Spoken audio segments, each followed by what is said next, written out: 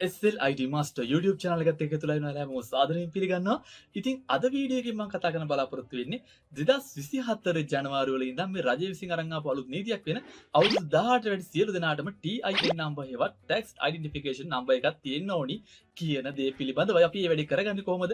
අපි කොහොමද මේ වගේ TIN number එකක් ලබා ගන්න කියන එක පිළිබඳව.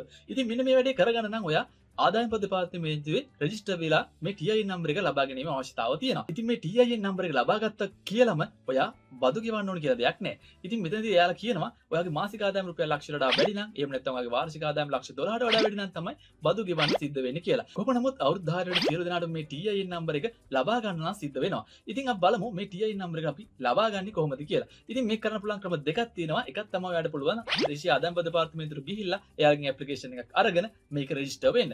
ඊට අමතරව ඔයාලට පුළුවන් ඉතින් ලේසිම වැඩේ තමයි ගෙදර ඉඳන්ම මේක ඔන්ලයින් රෙජිස්ටර් වෙන්න පුළුවන්. ඉතින් මම අද කතා කරන්න බලාපොරොත්තු වෙන්නේ ඔයාගේ ගෙදර තියෙන ෆෝන් එකේ ඔයාගේ අතේ දැන් තියෙන ෆෝන් එකම පාවිච්චි කරලා කොහොමද අපි මේ TIN number එක ලබා ගන්න ආදායම් පොත් දෙපාර්තමේන්තුවේ රෙජිස්ටර් වෙන්නේ කියලා. හරි. ඉතින් ඒකට කරන්න තියෙන පොඩි සරල පියවරවල් ටිකක් හැබැයි මුලින්ම ඔයාට මේ වැඩේ කරන්න යනකොට තියෙන ඕන පොඩි ડોකියුමන්ට්ස් කිහිපයක් තියෙනවා. අංක 1 තමයි ඔයාගේ ෆෝන් එකකින් ඔයා ෆොටෝ එකක් ගහලා තියාගන්න ඕනි ඔයාගේ identity එකේ.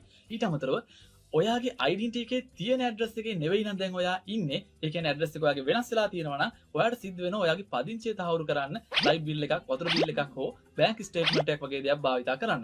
ඉතින් අවුරුදු 18 වැඩි වුණා කියලා හැමෝගෙම නමට light bill, වතුර bill එන්නේ නැහැ. ඔයා ගෙදරක ඉන්නවා නම් එතකොට සිද්ධ වෙනවා ඔයාට පුළුවන් ඔයාගේ පදිංචිය තහවුරු කරන්න ග්‍රාම සේවා සහතිකයක් භාවිතා කරන්නත්. ඉතින් ඔන්න ඔය දේවල් ටික ඔයා ළඟ සැලසි කරගෙන ඒකෙත් ෆොටෝ එකක් ගාලා තියා ගන්න ඕනි. ඊට අමතරව ඔයා business එකක් කරනවා නම් ඒ කියන්නේ ඔයාගේ නමට රෙජිස්ටර් වෙච්ච business එකක් තියෙනවා නම් ඔයාට business registration වෙච්ච BR එකේ certificate එකේ ෆොටෝ එකක් ඔයා ළඟ තියා ගන්න ඕනේ. මොකද මේ විස්තර මේකට ඇතුළත් කරන් සිද්ධ වෙනවා වගේම එතකොට ඔයාට ඒව proof කරන්න ඔයාට මෙන්න මේ කියන documents වල photos upload කරන්න සිද්ධ වෙනවා. හරි. දැන් අපි හිතමු ওই ටික ඔයා ළඟ දැන් තියෙනවා කියලා. එහෙනම් අපි ගිහලා බලමු වීඩියෝ එකට කොහොමද ඔයාගේ phone එකෙන් මෙන්න මේ registration වැඩේ කරගෙන TIN number එක අපි ගන්න කියලා.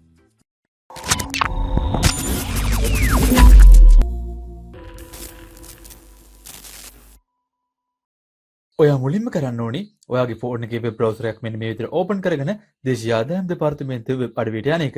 ඉතින් ඒකට මම මෙන්න මෙතන උඩ සර්ච් කරගන්නවා එයාලගේ වෙබ් අඩවිය වෙන www.ird.gov.lk කියන වෙබ්සයිට් එක. ඉතින් එහෙම ටයිප් කරගත්තට පස්සේ මම මෙහෙම සර්ච් කරගත්තට පස්සේ ඔයාලට බලා ගන්න පුළුවන් මෙන්න අපි දැන් දේශීය ආදායම් දෙපාර්තමේන්තුවේ වෙබ් අඩවියට ඇවිල්ලා තියෙන්නේ. ඔයාට කැමති භාෂාවක් මෙතන තෝරගන්න පුළුවන්. මෙතන සිංහල, දෙමළ සහ ඉංග්‍රීසි කියලා භාෂාවන් තුනම තියෙනවා. ඉතින් මම මෙතනින් සිංහල භාෂාව මේ විදිහට තෝරගන්නවා. හොඳයි. එතකොට අපිට මේ විදිහට අපේ වෙබ් පේජ් එක සිංහල භාෂාවෙන් බලා ගන්න පුළුවන්. ඉතින් ඔයාලට තියෙන මේ විදිහට පහළට යන්න. ඉතින් මේ පහළට ගියාට පස්සේ අපිට link එකක් තියෙන image එකක් බලා ගන්න පුළුවන්.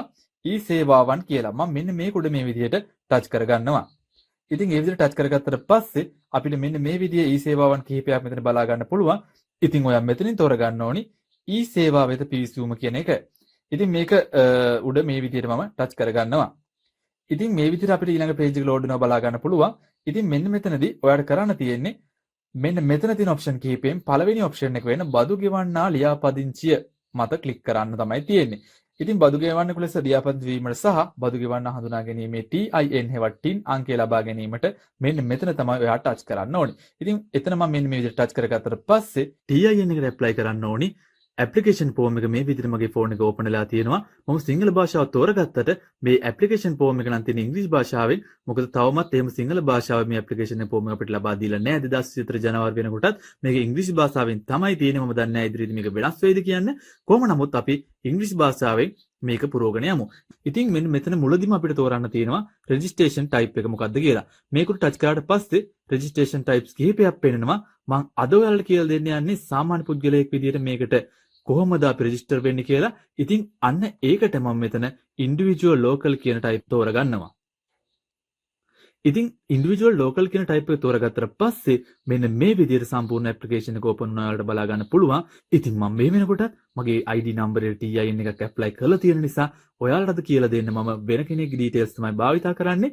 හරි. ඉතින් ඔන්න මුලින්ම තියෙනවා applicant reference number යටතේ NIC number එක. එහෙම නැත්නම් ඔයාගේ ජාතික හැඳුනුම්පත් අංකය මෙතනට ඇතුළත් කරන්න ඕනේ. ඉතින් මම මෙතන මේ විදිහට ටච් කරගෙන ජාතික හැඳුනුම්පත් අංකය මෙතනට ඇතුළත් කරනවා.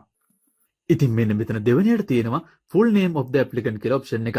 ඉතින් මෙන්න මෙතනදී තියෙන්නේ ඔයාගේ එහෙම නැත්නම් ඔයා TIN එක ඇප්ලයි කරන කෙනාගේ සම්පූර්ණ නම් මෙතනට ඇතුළත් කරන්න ඕනේ. සම්පූර්ණ නම් කිව්වට පස්සේ මුලකුරු වල තේරුමත් එක්ක තමයි මෙතනට ඇතුළත් කරන්න තියෙන්නේ. ඉතින් මෙතනදී ඉංග්‍රීසි භාෂාවෙන් සිංහල සහ ටැමිල් කියලා ලැන්ග්වේජ් තුනම තියෙනවා බලා ගන්න පුළුවන්. ඉතින් මෙතනදී මෙන්න මේ රතුපාට තරුවක් වැටලා තියෙනවා ඉංග්‍රීසි කියන එකට. එතකොට මේකේ අනිවාර්යයෙන්ම ඉංග්‍රීසි වලින් මේක පුරවන්න ඕනේ. එතකොට අනිත් ලැන්ග්වේජ් දෙකෙන් මේක පෙරෙන්නේ නැහැ කියලා ගැටලුවක් නැහැ. ඉතින් මම මෙතන ඉංග්‍රීසි කියන ලැන්ග්වේජ් එකෙන් සම්පූර්ණ නම මේ විදිහට ඇතුළත් කරගන්නවා. ඉතින් මෙන්න මේ නම ඇතුළත් කරනකොට සැලකිලිමත් වෙන්න ඕන දෙයක් තමයි රෙජිස්ට්‍රේෂන් එක කරන්න යන කෙනාගේ ID නම තියෙන විදිහටම සම්පූර්ණ නම ඔයා මෙතන ටයිප් කරගන්න ඕනේ.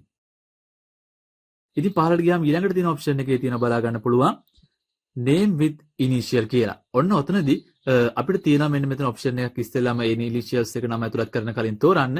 ඒ කියන්නේ මේක Mr. ද Mrs. ද අපිට ඔප්ෂන්ස් කිහිපයක් තියෙනවා තෝරගන්න. ඉතින් අන්න ඒ විදිහට මම මේ සැලියුලේෂන් එක තෝරගත්තට පස්සේ ඉතින් මම මෙතනදී මුලකුරුත් එක්ක නම ඇතුළත් කරනවා. හොඳයි ඔන්න ඔය විදිහට මම මුලකුරුත් එක්ක TN නම ඇතුළත් කරගෙන දැන් යනවා ඊළඟට මොකද්ද තියෙන්නේ කියලා බලන්න. හොඳයි ඊළඟට බලමු date of the birth කියලා මෙතන ඔප්ෂන් එකක් තියෙනවා. ඉතින් මෙතන පොඩි එක බලා ගන්න පුළුවන් ඔයාලට කැලෙන්ඩර් එකක අයිකන් එකක් තියෙනවා. ඉතින් ඒකට මම මේ විදිහට ටච් කරගත්තට පස්සේ මෙතන අපි මෙනුවල් ටයිප් කරන්නේ නැතුව අපිට අවස්ථාවක් තියෙනවා මෙතනින් අපේ බර්ත්ඩේ එක තෝරලා දෙන්න. ඉතින් ඔයාට මෙතන 2024 නෙවෙයිනේ බර්ත්ඩේ එක තියෙන්නේ. ඉතින් ඔයාට මේක ආපස්සට යන්න ඕන නම් මෙන්න මේ ජනවාරි 2024 කියන කොට ඔයා මේ විදිහට ටච් කරාට පස්සේ මෙතන මාස වෙනස් කරන්න පුළුවන්. ඉතින් ඔයාට අවුරුද්ද වෙනස් කරන්න ඕන නම් මේ 2024 කියන කොට ටච් කරාට පස්සේ ඔයාගේ බර්ත් ඉයර් එක මෙතනින් තෝරගන්න අවස්ථාවක් තියෙනවා. ඉතින් මම මෙන්න මෙතනින් තෝරගන්නවා 2000 මං හදන්න යන කෙනාගේ උපන්දිනේ තියෙන 2001. ඉතින් මම මෙන්න මෙතන ආපස්සට ගිහිල්ලා මේ විදිහට 2001 කියන තැනට මේ විදිහට ඕපන් කරගෙන 2001 මම මෙතනින් සිලෙක්ට් කරගන්නවා. ඉතින් ඊට පස්සේ මට අවශ්‍ය මාසෙ මෙතනින් මේ විදිහට තෝරගන්නවා. ඊට පස්සේ මම දිනයත් මේ විදිහට සිලෙක්ට් කරගන්නවා. හොඳයි ඔන්න දැන් මම බර්ත්ඩේ එක මේ විදිහට ඇතුළත් කරලා ඉවරයි. ඉතින් බර්ත්ඩේ එක මේ විදිහට ඇතුළත් කරාට පස්සේ මෙතන ජෙන්ඩර් කියන එක ඔටෝමැටික් ෆීමේල් කියලා ෆිල් වෙලා තිනවා. ඔයාලට බලා ගන්න පුළුවන්. ඒකේ යාලා අපි ජාති නතුරුපත් අංක ඇතුළත් කරාට පස්සේ ඔටෝමැටික් එතෙන්ට ෆිල් කරගන්නවා. ඉතින් පොඩ්ඩක් මේ විදිහට මෙහාට ගත්තට පස්සේ බලා ගන්න පුළුවන් country of birth කියලා ඔප්ෂන් එකක් තියෙනවා. ඒ කියන්නේ ඔයාගේ උපන් රට තෝරන්න තියෙනවා. මේකට ටච් කරාට පස්සේ රටවල් ගොඩාක් මේ විදිහට පේනවා. ඉතින් මෙතනින් ඔයා ශ්‍රී ලංකා කියන එක තෝරගන්න ඕනි. හොඳයි මම මෙන්න මේ විදිහට ශ්‍රී ලංකා කියන එක මෙතනින් තේරුවා. ඊට පස්සේ nationality කියන එක ඔටෝමැටික්ම ශ්‍රී ලංකන් කියලා මෙතන වැටලා තියෙනවා බලා ගන්න පුළුවන්. ඉතින් ඊට පස්සේ අපිට බලා ගන්න පුළුවන් preferred mode of communication කියලා තියෙනවා මෙතන ඔප්ෂන් එක. ඉතින් මෙතනදී ආදායම් දෙපාර්තමේන්තුව ඔයත් එක්ක ගණිතන කරන්න බලාපොරොත්තු වෙන්නේ මොන මාධ්‍යෙන්ද කියලා තමයි ඔයාලට මෙතන තෝරන්න තියෙන්නේ. ඉතින් මෙතනදී ඔප්ෂන් තුනක් තියෙනවා ඔයාලට බලා ගන්න පුළුවන්. ඊමේල් සහ සාමාන්‍ය මේල් සහ SMS කියලා ඔප්ෂන් තුනක් තියෙනවා. ඔයා ඊමේල් එකක් ටිකක් ගණිතන කරන කෙනෙක් නම් ඔයාලට ඊමේල් කෙනෙක් තෝරන්න පුළුවන්. ඉතින් මෙතනදී එයාලා අපිට ඊමේල් එවන ලැන්ග්වේජ් එකත් මෙතනදී එයාලා ඒක දැනුම් දෙන මාධ්‍යයක් තමයි තෝරන්න තියෙන්නේ. හරි ඊට පස්සේ අපි බලමු අපිට මොකද්ද මෙතන ෆිල් කරන්න තියෙන්නේ කියලා. ඉතින් ඊට පස්සේ මෙන්න මෙතන වෙබ්සයිට් URL කියලා තියෙනවා. ඒ කියන්නේ ඔයාලට මොකක් හරි වෙබ්සයිට් එකක් තියෙනවා නම් ඔයාට ඒ වෙබ්සයිට් එකේ ඇඩ්‍රස් එකත් මෙතනට ඇතුළත් කිරීමේ හැකියාව තියෙනවා. ඊට පස්සේ රෙසිඩන්සි ස්ටේටස් යටතේ මේක ඔටෝමැටික් ෆිල් වෙලා තියෙනවා. ඊට පස්සේ ඩුවල් සිටිසන්ෂිප් කියලා ඔප්ෂන් එකක් තියෙනවා. ඒ කියන්නේ ඔයාලට ද්විත්ව පුරවැසිභාවයක් තියෙනවද කියලා අහන්නේ. එහෙම දෙයක් නැති හින්දාම නෝ කියලා ඔප්ෂන් එක මේ විදිහට සිලෙක්ට් කරලා තියෙනවා. ඉතින් ඊට පස්සේ මේ පැත්තට ගියාට පස්සේ බලා ගන්න පුළුවන් සිටිසන්ෂිප් එක සිටිසන්ස් කියලා මේ විදිහට වැටලා තියෙනවා. ඩුවල් සිටිසන්ෂිප් එකක් නැති හින්දා ඉතින් මම මේක ෆිල් කරන්න මොකුත් යන්නේ නැහැ. ඊට පස්සේ අහනවා අපෙන් තවත් ප්‍රශ්නයක් විදිහට source of income. ඒ කියන්නේ ඔයාලට ආදායම් ලැබෙන ක්‍රමය මොකක්ද කියලා. මෙතනදී ඔයා බිස්නස් එකක් මොන හරි කරගෙන යනවා නම් මෙතන බිස්නස් කෙනෙකුට ටච් කරලා මේ විදිහට හරිය දා ගන්න පුළුවන්. ඊට පස්සේ employment ඒ කියන්නේ ඔයා රැකියාවක් කරනවා ඔයාලට මෙතෙන් ටච් එක දාලා මේක හරියට දාලා තියන්න පුළුවන්. ඊට පස්සේ investment ඔයා මොන හරි ආයෝජන කරලා ඔයාලට ආදායමක් ලැබෙනවා නම් ඒක මෙතන තෝරන්න පුළුවන්. එහෙම නැත්නම් others කියන option එක තෝරන්න පුළුවන්. ඉතින් මම අද මෙතනදී student කෙනෙක්ගේ application එකක් දාන්න යන නිසා මම employment කෙනෙක් ඇල්ලත් මේ විදිහට අයින් කළා දාලා ඉතින් others කියන select එක මම මේ විදිහට select කරනවා. ඉතින් මේ විදිහට others කියන එක තේරුවට පස්සේ ඔයාලට බලා ගන්න පුළුවන් ඒක විස්තර කරන්න කියලා මෙන්න මේ විදිහට අලුතෙන් ටැබ් එකක් මේ විදිහට ඇවිල්ලා තියෙනවා. ඉතින් මෙන්න මෙතනදී මම ස්ටුඩන්ට් කෙනෙක් නිසා others කියන එක යටතේ මම මෙතන ටයිප් කරනවා I am a student කියලා. ඉතින් ඔයාලට ඊට පස්සේ බලා ගන්න පුළුවන් professions කියලා option එකක් මෙතන තියෙනවා. ඉතින් වෘත්තිය තමයි මෙතන තෝරන්න තියෙන්නේ. ඉතින් මේකට ටච් කරාට පස්සේ මෙතන ටිකක් සමාජයේ වැඩිපුර පැඩු ගන්න වෘත්තීන් කිහිපයක් ඇතුළත් කරලා තියෙනවා බලා ගන්න පුළුවන්. ඉතින් මෙතන ඔයාගේ job එක මෙතන නැත්තම් ඔයාලට මේ others කෙනෙකුට ටච් කරලා ඔයාගේ job එක මෙතන ටයිප් කිරීමේ හැකියාවක් තියෙනවා. ඉතින් මම අද දාන්න යන application එකේ student කෙනෙක් එකක් නිසා මම මෙතන දානවා යටින්ම තියෙන not applicable කියන option එක මේ විදිහට තෝරගන්නවා. ඉතින් ඊට පස්සේ මෙතන දාලා තියෙනවා ළඟම තියෙන ප්‍රාදේශීය කාර්යාලය වල තෝරන්න තියෙන ඔප්ෂන් එක. ඉතින් මෙන්න මෙතනදී තියෙන්නේ මේකට උඩ ටච් කරලා මෙතනින් ඔයාගේ නගරයට ආසන්නයේම තියෙන ප්‍රාදේශීය කාර්යාලය තෝරන්න තියෙන්නේ. ඉතින් උදාහරණයක් විදිහට කොළඹ ඉන්න කෙනෙක් නම් ප්‍රාදේශීය කාර්යාල කිහිපයක් තියෙනවා ඔයාලට බලා ගන්න පුළුවන් ආදායම් දෙපාර්තමේන්තුවේ. ඉතින් මම අයිති වෙන රත්නපුර දිස්ත්‍රික්කය නිසා මම රත්නපුර රීජනල් ඔෆිස් කියන එක මේ විදිහට තෝරගන්නවා. හරි. ඉතින් ඊට පස්සේ මෙතන ඇතුළත් කරන්න තියෙනවා permanent address එක. ඒ කියන්නේ වගේ ස්ථීර පදිංචි ලිපිනේ මෙතන ඇතුළත් කරන්න තියෙනවා බලා ගන්න පුළුවන්. ඉතින් address එක මේ විදිහටම ටයිප් කරගත්තට පස්සේ මෙතන පහළ තියෙනවා postal code එකක් කියලා එකක් ඇතුළත් කරන්න ඕනේ කියලා. ඉතින් මේක ඔයාට හරියටම දන්නේ නැත්නම් ඔයාට පුළුවන් ඔයාගේ address එක අයිති ගම එහෙම නැත්නම් නගරේ නම ටයිප් කරලා postal code කියලා පොඩ්ඩක් Google එකේ මෙන්න මේ විදිහට search කරාට පස්සේ අපිට අපේ ගමට අදාළ postal code එක අපිට බලා ගැනීමේ හැකියාව තියෙනවා. ඉතින් ඔන්න ඒ ගමට අදාළ postal code එක මේ විදිහට පේනවා. ඉතින් මම නැවතත් මගේ application එකට මේ විදිහට යනවා. ඉතින් මේ විදිහට ගිහිල්ලා මෙතන postal code කියන තැනින් මම 70190 කියන එක මේ විදිහට type කරලා ඇතුළත් කරගන්නවා. හරි මම හිතනවා දැන් postal code එක හොයාගන්න විදිහත් ඔයාලට පැහැදිලි කියලා. ඉතින් ඊට පස්සේ අපි බලමු මොකද පුරවන්න තියෙන්නේ කියලා. හරි ඊට පස්සේ province එහෙම නැත්නම් පළාත අපිට තෝරන්න තියෙනවා. ඉතින් මම මෙතන සබරගමුව කියලා මේ විදිහට තෝරගන්නවා. ඉතින් ඒ විදිහට පළාත ඇතුළත් කරාට පස්සේ මේ පැත්තෙන් දිස්ත්‍රික්කය අපිට තෝරන්න තියෙනවා බලා ගන්න පුළුවන්. ඉතින් ඒ පළාතට අනුව තියෙන දිස්ත්‍රික්ක සංඛ්‍යාව මෙතනින් වැටෙනවා. ඉතින් මෙතනින් මම රත්නපුර කියන දිස්ත්‍රික්කය මේ විදිහට තෝරගන්නවා. හරි ඊට පස්සේ මේ පැත්තට ගියාට පස්සේ අපිට බලා ගන්න පුළුවන් ඔයාගේ ඇඩ්‍රස් එකට අනුව ප්‍රාදේශීය ලේකම් කාර්යාලය කොහෙද කියලා අහනවා. ඉතින් මෙතන මම මේ විදිහට ටච් කරාට පස්සේ තියෙන ප්‍රාදේශීය ලේකම් කාර්යාල රත්නපුර දිස්ත්‍රික්කයේ තියෙන එක මේ විදිහට පේනවා බලා ගන්න පුළුවන්. මෙතනින් මම ඇබිලිපිටිය කියන එක මේ විදිහට තෝරගන්නවා. හරි ඊට පස්සේ ග්‍රාම නිලධාරී කොට්ටාසය කොහෙද කියලා අහනවා. ඉතින් මෙතන අපිට ඇබිලිපිටියට අදාළ ග්‍රාම නිලධාරී කොට්ටාස ටික මේ විදිහට බලා ගන්න පුළුවන්. මෙතනින් මම අයිති වෙන ග්‍රාම නිලධාරී කොට්ටාසය මම මෙතනින් තෝරනවා. හොඳයි ඊට පස්සේ ඔයාලට බලා ගන්න පුළුවන් මෙතන පහළ තියෙනවා residential address කියලා option එක. ඉතින් මෙතනදී ඔයා දැන් ඉන්නේ ඔයාගේ national identity එකේ තියෙන address එකේම නම් ඔයාට පුළුවන් ඔයා මුලින් ඇතුළත් කරපු ඒ address එක මෙතන ඇතුළත් කරන්න. එහෙම නැත්නම් ඔයාගේ දැන් address එක වෙනස් වෙලා තියෙනවා නම් ඔයාට පුළුවන් ඔයා දැන් ඉන්න අලුත් address එක මෙන්න මෙතන ඇතුළත් කරගන්න. හැබැයි ඔයා හොඳට මතක තියාගන්න ඕනේ දෙයක් තමයි ඔයා මෙතන වෙනත් address එකක් ඇතුළත් කරනවා නම් ඔයාට address එක සනාථ කිරීමේ සහතිකයක් ඉදිරිපත් කරන්න සිද්ධ වෙනවා. අන්න ඒ අවස්ථාවෙත් තමයි මම ඔයාට මුලින් කිව්වා වගේ ඔයාට වතුර බිලක් එහෙම නැත්නම් කරන්ට් බිල් එකක්, එහෙම නැත්නම් බැංක් ස්ටේට්මන්ට් එකක්, එහෙම නැත්නම් ග්‍රාම නිලධාරී සහතිකයක් වගේ දෙයක් ඉදිරිපත් කරන්න වෙන්නේ ඔයාගේ අලුත් පදිංචිය සනාථ කිරීම සඳහා. හොඳයි මගේ එහෙම වෙනසක් සිද්ධ වෙලා නැති හින්දා ඉතින් මම මෙතෙන්ට අර permanent address එකම ඇතුළත් කරගන්නවා. ඉතින් ඊට පස්සේ තියෙන්නේ contact number කියන එක යටතේ මේ ආදායම් දෙපාර්තමේන්තුවට ඔයාව සම්බන්ධ කරගන්න අවශ්‍ය වුණොත් එහෙම අවශ්‍ය contact information මෙතෙන්ට දාන්න තියෙනවා. ඉතින් මෙතන එක phone number එකක් හරි අවම වශයෙන් දාන්න ඕනි. මෙතනදී ඔයාගේ mobile phone number එක, home phone number එක, එහෙම නැත්නම් office එකේ number එක සහ fax address එක දාන්නත් හැකියාව තියෙනවා. ඊට අමතරව මෙතන ඔයා අනිවාර්යයෙන්ම ඇතුළත් කරන්න ඕනි ඔයාගේ email address එක නම්. ඉතින් ඔයාට email එකක් මේ වෙනකොටත් නැත්නම් ඔයාට සිද්ධ වෙනවා අලුතෙන් email එකක් හදාගන්න. ඉතින් ඒක ගැනත් විනාඩි 2ක් වගේ ඇතුළත email එක ඉක්මනටම හදාගන්න විදිය ගැන මම වීඩියෝ එකක් පහළ link එකක් දාලා තියන්න. ඉතින් ඔයාට ඒකෙන් ගිහිල්ලා මේ email address එකක් නැති කෙනෙක්ට email එකක් ඉක්මනට හදාගන්න කොහොමද කියලාත් බලා ගන්න හැකියාව තියෙනවා. හොඳයි ඉතින් මම මෙතනදී දැන් ඔන්න email address එකක් මම දැනට හදාගෙන තියෙන ඉඳන් මෙතෙන්ට මම මේ email address එක මෙතන type කරගන්නවා. හොඳයි මේ විදිහටම Gmail address එකත් මෙතෙන්ට ඇතුළත් කරගත්තට පස්සේ අපිට ඊළඟට බලා ගන්න පුළුවන් bank information මෙයාලා ඉල්ලනවා. ඉතින් මෙතනදී bank information ලබා දීම අත්‍යවශ්‍ය වෙන්නේ නැහැ. ඉතින් මම මෙතනදී bank information ලබා දෙන්න යන්නේ නැහැ. හොඳයි. ඔන්න bank information වලින් පස්සේ family information මෙතනට ඔයා ලබා දෙන්න අවශ්‍යයි. ඉතින් මෙතනදී මුලින්ම තෝරන්න යන ප්‍රශ්නේ තමයි ඔයාගේ විවාහක අවිවාහක භාවය. ඉතින් අවිවාහකයි කියලා single කියලා සිලෙක්ට් කරන්න ඕනි. විවාහක නම් ඔයා married කියන එක ඔයා සිලෙක්ට් කරන්න ඕනි.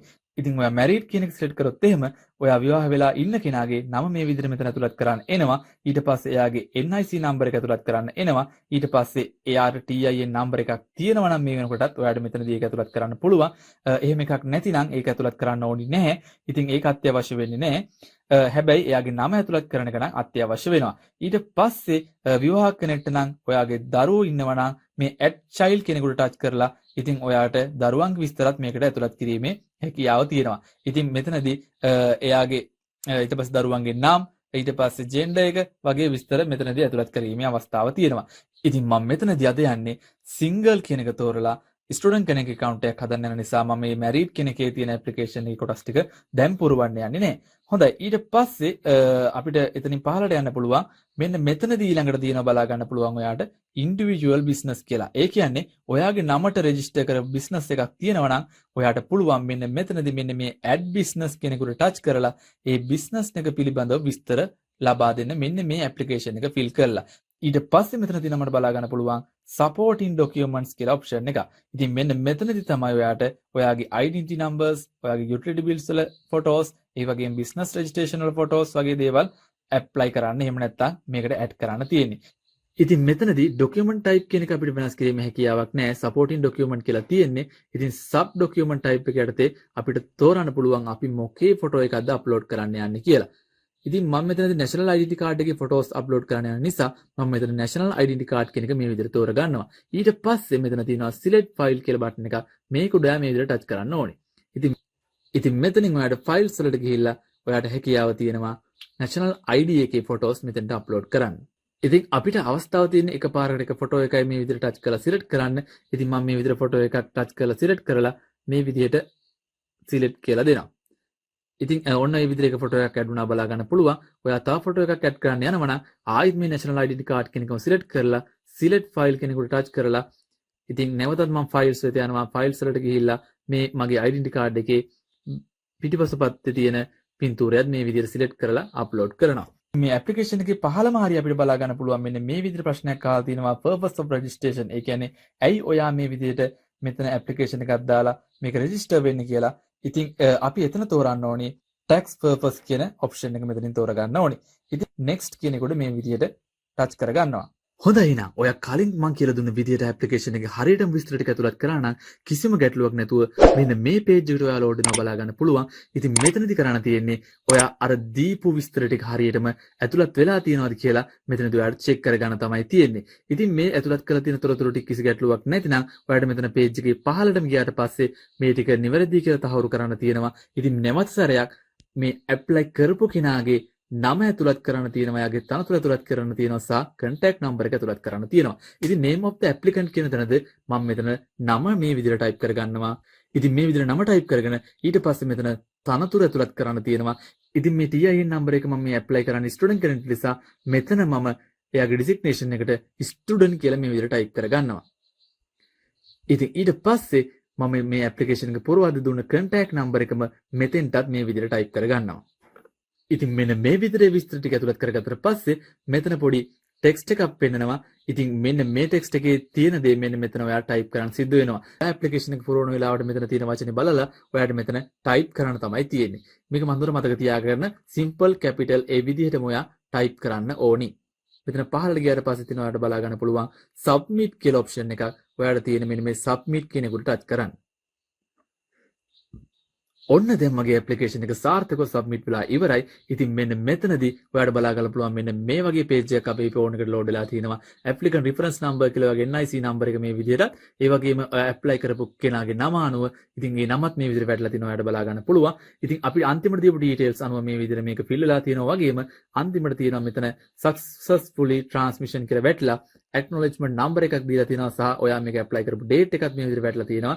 You had successfully submitted the following request කියලා message එකකුත් වැටලා තියෙනවා. team request එක ඔයා හරියට සම්පූර්ණ කරලා තියෙනවා කියලා. ඉතින් වැඩ කරන දින 5ක් ඇතුළත ඔයාට email එකක් මගින් ඉතුරු විස්තර ටික ඔයාට දැනුම් දීමක් සිදු කරයි. ඉතින් ඔන්න මේ විදිහට මෙතනින් ඔයාට අවශ්‍ය නම් පුළුවන් මේක print කියන එකට touch කරලා මේ පිටුව print එකක් විතර ඔයාට තියාගන්නත් හැකියාව තියෙනවා. ඉතින් මම නම් කරන්නේ මේක screenshot එකක් මේ විදිහට ගහලා තියාගන්නවා. ඉතින් එතකොට මට මේක acknowledgement numbers එහෙම ඉදිරියට අවශ්‍ය වෙනවා සහ මම මේකට apply කරලා තියෙනවා කියන එක සනාථ කිරීමේ හැකියාවක් තියෙනවා.